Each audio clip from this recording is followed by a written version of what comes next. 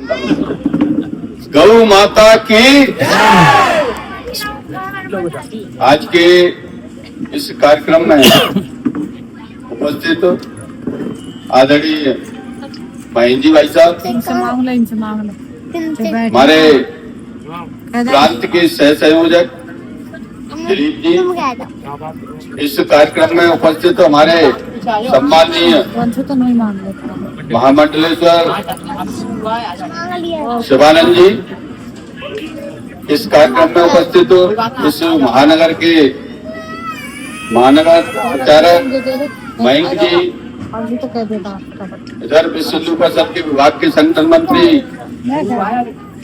Prince जी, अन्य उपस्थित यहाँ संघ के पदाधिकारीगण, गौ सेवक, मातृशक्ति, सबको मैं हार्दिक अभिनंदन करता हूँ, वंदन करता हूँ। आज अभी हमारे दिलीप जी ने संगठन के बारे में पूरी आपके साथ चर्चा की कि संगठन क्या कर रहा है, किस किस तरह से कौन कौन से आयाम पर काम कर रहा है, ये अभी आप सब लोगों को जानकारी दी। मैं आपको दो बातें विशेष रूप से फोकस करूंगा। सबसे पहली बात आप लोगों से पूछना चाहूंगा कि ऐसे कौन से परिवार हैं जिनमें कोई बीमारी नहीं है? ऐसा कोई परिवार है? कोई परिवार ऐसा हो कि जो कह सके कि हमारे घर में कोई बीमारी नहीं? माने सारे लोग कहीं न कहीं बीमारी से ग्रसित है। और किसानों से बात होती है तो मुझे कोई किसान ऐसा नहीं मिलता, सब लोगों की एक ही बात होती है, अरे साहब हम लोग तो बहुत परेशान। ये सारी परेशानियां कहाँ से पैदा हुई हैं, इसको समझने की जरूरत है। मुझे लगता है कि जब हम छोटे थे, हमारी उम्र और हमसे कुछ बड़े लोग बैठे हैं, हम लोग गांव में रहते थे और सादा सिंपल भोजन वो सब करते थे, गाय की सेवा करते थे। घर में बीमारियां नाम मात्र के लिए हुआ करती थी। कैंसर जैसी बीमारी तो कहीं पूरे तहसील और जिला लेवल पर कहीं हुआ करती थी तो बड़ी चर्चा होती, अरे साहब वहां कैंसर हो गया है।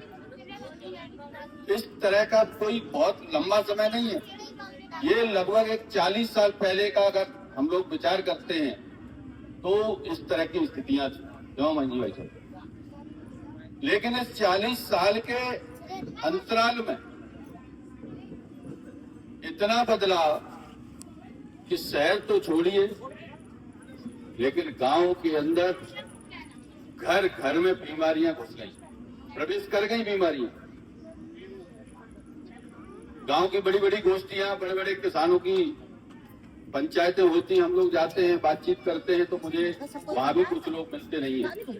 नाम मात्र के एक लोग मिलते हैं जो गाय से संबंधित अपना गौ आदत, खेती और गौमूत्र और इसका सेवन कर रहे हैं, वो लोग मिलते हैं। लगातार पूरे प्रदेश के अंदर हॉस्पिटलों की संख्या बढ़ती जा रही है, मेडिकल कॉलेजों की संख्या बढ़ती जा रही है। जब भी अपने कहीं किसी क्षेत्र में समस्याएं बढ़ती हैं, वहां मेडिकल कॉलेज नहीं होता है तो वहां के जो लीडर रहते हैं, विधायक हों, सांसद हों, जाते हैं और सदन में माननीय मुख्यमंत्री से मिलकर एक मेडिकल कॉलेज की मांग करते हैं। ये सब चल रहा है, लेकिन मुझे ये बताइए कि ये हॉस्पिटल क्या आपको हमको ठीक करने वाले हैं, या हॉस्पिटल बढ़ते जा रहे हैं? जिस जिले में मेडिकल कॉलेज खुल जाता है कि वहां बीमारियां कम हो रही हैं? ये नहीं हो रही, क्योंकि बीमारी कम करने का कोई काम ही नहीं हो रहा। बीमार जब होंगे तो उसके लिए हम हॉस्पिटल में जाएंगे, एक बीमारी को लेके जाएंगे, 2-3 बीमारियां साथ में आएंगी, वहां की जो हम ट्रीटमेंट लेंगे उसके साथ 2-3 बीमारियां और साइड में चली आएंगी। इस तरह की जो परिस्थिति हमारे सामने है, WHO की जो रिपोर्ट है वो ये कहती है कि 2030 तक पूरा देश की आधी आबादी को कैंसर हो जाएगा। आप विचार करिए, 2030 कहीं दूर नहीं, और वो आधी कहते हैं, हम उसका और आला कर देते हैं। अगर 1/4 भी हुआ